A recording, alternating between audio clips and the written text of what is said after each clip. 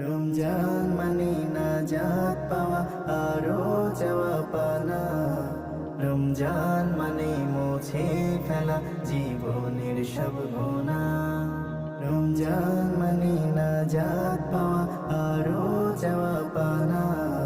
রমজান মানে মুছে ফেলা জীবনের সব গুনাহ। রমজান মানে মুমিনের ঘর, রহম বহমান। জিকির রবে শুদ্ধ দিলে দূরে রবে শয়তান।